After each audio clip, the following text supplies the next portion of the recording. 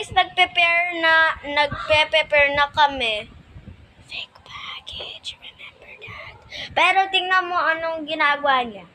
Naayos ko lang po. So, ano Ano yan guys? Yung tao. Okay, so, since nag-ano na, may re-read kami ng mga comments sa other,